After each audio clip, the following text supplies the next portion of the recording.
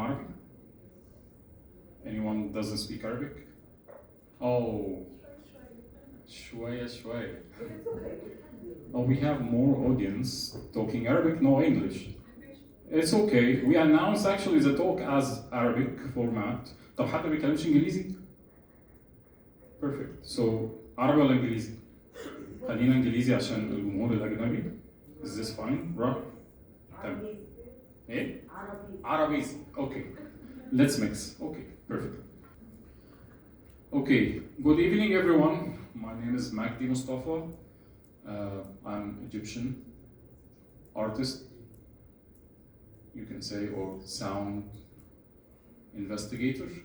I've been working with the field of sound since 2001.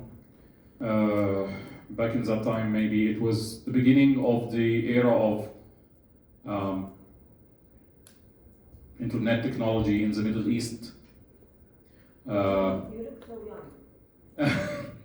I started very young. In fact, I was in I don't want to give a lifetime story, but my father was really interested into recording in general. He had a huge cassette tapes library in Tanta. I'm from Tanta. Tanta is a small city in Egypt, and it's very musical city. A lot of musicians, Quran readers came from Tanta. محمد فوزي, الشيخ الحصري, ناس كتير.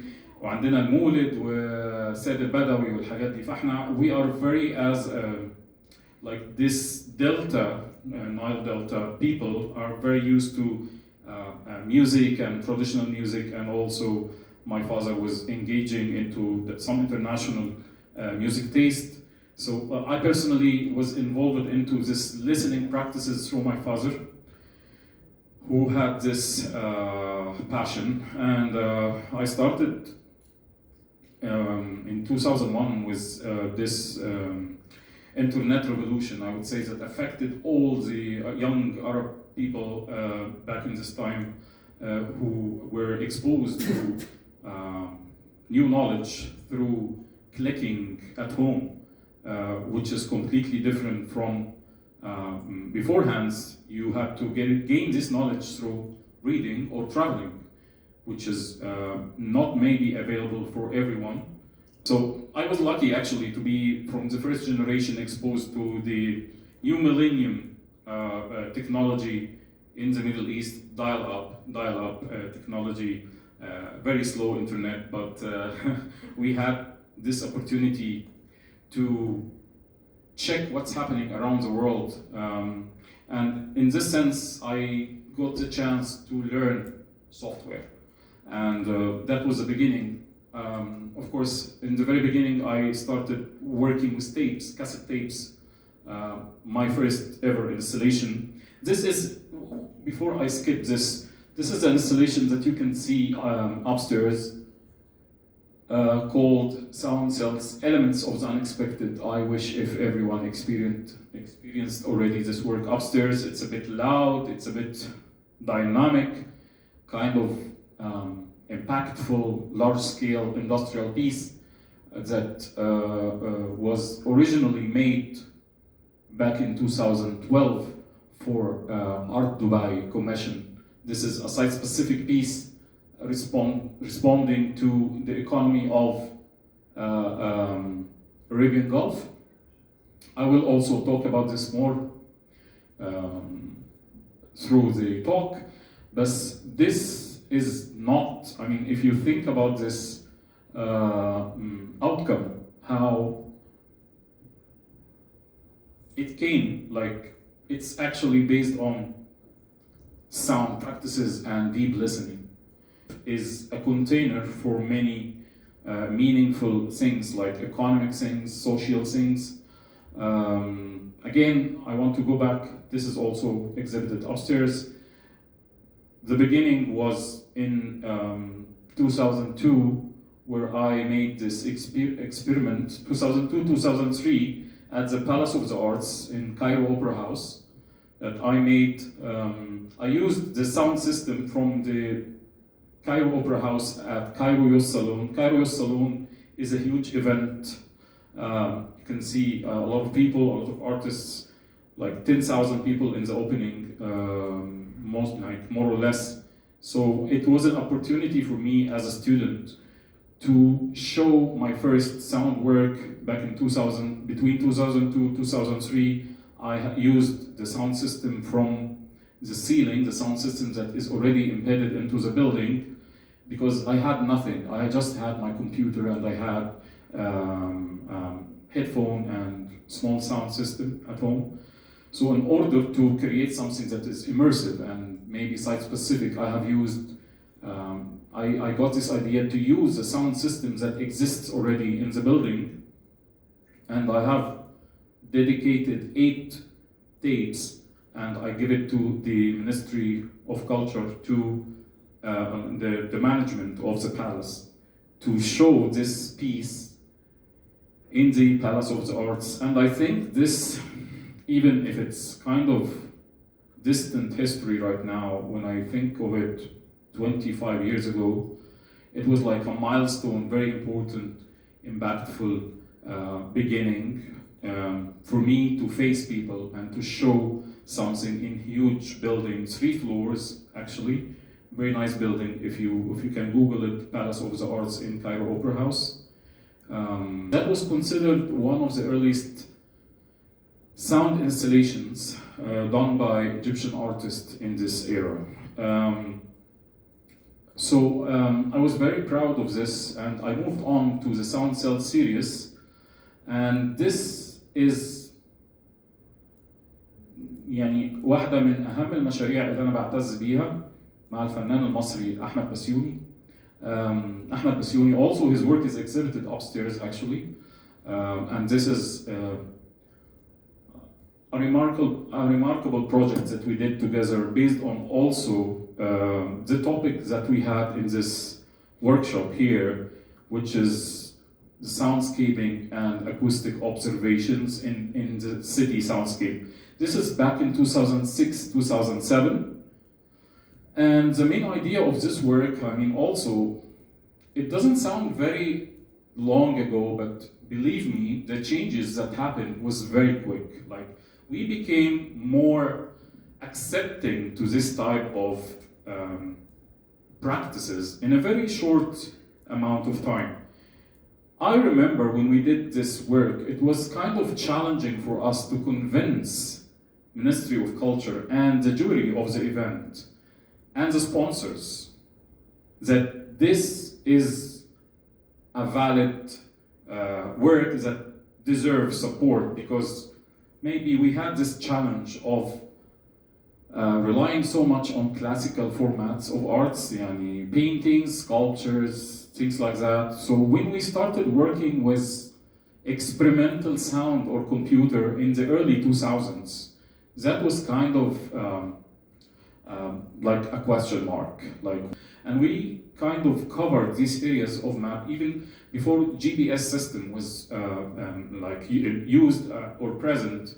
We brought the map and we divided the map and we fixed certain locations where we can cover our own recordings through these locations. So for example, if downtown was me, Maadi was him, or we divided all neighborhoods, famous neighborhoods, among both of us, and we did this field recording for like a couple of months. And here we had the map, like remixed map. It's not the exact map of Cairo, as you see. Also, the camera quality was not the same, but yeah, that was 1 megapixel camera, 2006. Yeah, but we don't have data. If you see the map here, we don't have any data on the map, but you can only recognize, if you go around this acoustic map, you can only recognize neighborhoods through listening as audience. So you were invited to get into the space. This is Mahmoud Mukhtar Museum in downtown Cairo, this interesting space, and it's like a curve, and then when you go around this map, and we have like live improvisation between me and him, responding to the audience movement around these walls, and you can get closer to the wall and observe sound, and maybe discuss with your friend where this sound is coming from. Is it downtown? Is it Maadi? Is it near the train station? Which area? So it was kind of encouraging people to deep listen to their own realities and to have this engagement with their daily life. And this project actually won the grand prize of Egyptian Creativity Festival in 2007. I'm gonna, this is something else. Maybe play a part of this project.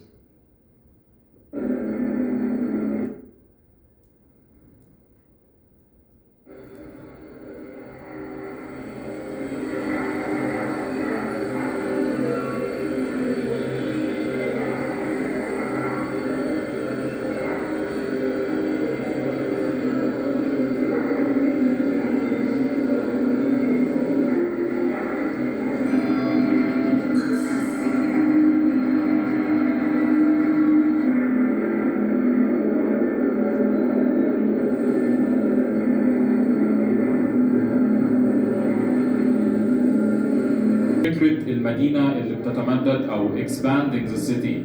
So we had the fixed map on the wall, but then there is like this كومة قماش على الأرض، وكومة القماش على الأرض الخياط بيخيط المدينة الجديدة اللي كل يوم بتكبر يعني. ف it's an organic entity. It's not fixed. That was the concept. And then during 30 days, which is the duration of the exhibition, people come from time to time to hear different sounds. Sound was not the same. Also, this growing map on the sewing machine was covering the floor through this month. So by the end of the exhibition, this map was covering the floor and also the walls, as if the city is organic and is growing randomly everywhere. This prize that we got in this project as young students, I was still actually a student when I did that, maybe in my last year, encouraged me a lot to continue sound investigations and my journey, because it was not a really common medium in the art movement again in Cairo.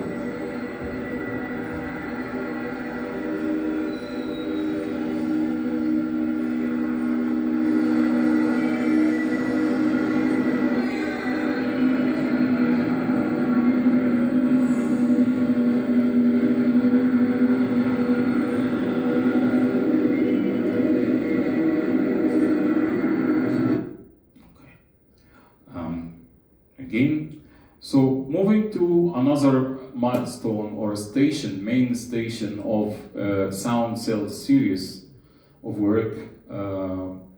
This is Sound Cells Fridays. It's called Sound Cells Fridays أو خلايا صوتية يوم الجمعة. وخلايا صوتية يوم الجمعة كان عمل آخر بيعتمد برضو على استخدام الصوت مش بس كوسيط ولكن كإنسبيريشن. يا شباب يعني معايا في الورشة. To use sound not only as a medium or a language, but also as an inspiration for creating new artworks based on acoustic observations. So the idea behind this work was something I heard or I observed acoustically in my neighborhood in Cairo, where I observed that during Friday's morning, you have this call for prayers and the orchestra of all the mosques calling for prayers, and then men are going to pray and ladies are doing some house duties. And this for me was kind of a fact. We know this, like we know in traditional neighborhoods, because I was living in a traditional neighborhood. It's completely different from like elite neighborhood or neighborhoods or places like Garden City or Maadi. I was living in some district nearby Giza, and then in this district, it's kind of traditional habits happening there. And even though I know for a fact that Fridays is the day in this type of society where people going for Friday prayer and ladies or women, housewives doing their own duties while men are in the street, this in the afternoon time. For me, the interesting thing was how this would sound like as an acoustic value, because I was at home listening to the speech, like the one you heard in the artwork upstairs. There is a speech in the mosque, and then you have all these vacuum cleaners and washing machines vibrating the walls while the prayer is happening. And for me, it was very interesting how this traditions can be translated into an acoustic format. And for me, this was the idea behind Sound Sales Fridays, the soundscape of the neighborhood, how it's translated into a sound sculpture. These things, this is actually a vintage, these are vintage washing machines, freshly collected back in that time, 2009, was collected from houses, collected from the housewives themselves. So I had an advertising in the street. I had like a paper with my phone number that I'm collecting your own washing machine for a very good price. So I had housewives calling me, selling me their own house tools, and it's ambassador, like an honest ambassador from the action that I was observing. So I received about 12 washing machines, and I modified these washing machines. I had an Arduino board. If you heard of Arduino boards, it's a kind of robotic board, maybe the one you can see here. I modified the washing machine to make it work with a certain behavior as if it's alive. So it accelerates, it slows down, it can behave in a certain way, as if it's talking, okay? So the main idea in this work was the Friday speech, like the one you heard upstairs, and the speech topic was talking about the ideal rule of families in the Islamic society. So it was kind of interesting plus controversial type of speech that I recorded intentionally from the street. It's not a scripted speech or anything, it's an official speech like this one exhibited upstairs, done by Al-Azhar. And it tells about how the Muslim life, family life, should be. And we have the washing machines synchronized to kind of work with certain advices to respond to the speech. This is another work I also presented. I think that Sound Cell series contained about 8 projects. I'm talking about maybe 4 projects tonight. This is also a project that was represented in ZKM in Germany, ZKM Karlsruhe. And in this project, the idea was maybe not location like the rest of the series, but time, because Sound Cells is always focusing on time and space, certain time and certain space, or both. In this work, Sound Cells transmission loss, it's called transmission loss. It's the inspiration of this work again was sound, but analog sound. I wanted to kick back to a certain point where square waves and analog sound was kind of present and strong. So I thought about creating a kind of interactive project where people, as you can see, can react and interact and tune into something melodical or musical that generates analog frequencies. Analog frequencies is every sound that is electromagnetic. It's not digital, it's something electric, as you might know. And it was kind of very present until the late 80s, I would say, 90s, maybe mid-90s. This culture and acoustic fingerprint of analog synthesizers and analog radios and all these interesting instruments back from the 70s, 80s. So the main idea here was to kind of recreate and to kind of manipulate or simulate the square wave and the analog sound through DIY circuits, as you can see right now. So I tried to create series of handmade circuits. Actually, I went to Barcelona because by the way, my background is not media at all. I studied visual arts. I come from visual art background. I studied painting. So most of these practices was again from the passion of my family, plus a lot of workshops and online research. I'm personally teaching sound now in the German University in Cairo, and all the knowledge I gained from these practices I framed into PhD thesis and master thesis in the sound design field. Each knowledge I gained in order to develop these type of works was coming from international workshops. For example, I've been to several workshops around the world, including New York, Barcelona, Berlin. I applied for a lot of opportunities to kind of gain a lot of missing knowledge in this field. So specifically in this work, it took a bit, like, for example, programming the Arduinos for the washing machines and all these things. I did not get at home or at school. It's something that I investigated online and also abroad. It's knowledge needed for a certain concept, but for me, the main aim is always the artwork itself. So I was digging deep into the tool when it's needed for the artwork, not the other way around. And I think this is very important, not to just blindfolded go behind technology, but to ask yourself, what do you need the technology for, and which content are you trying to provide?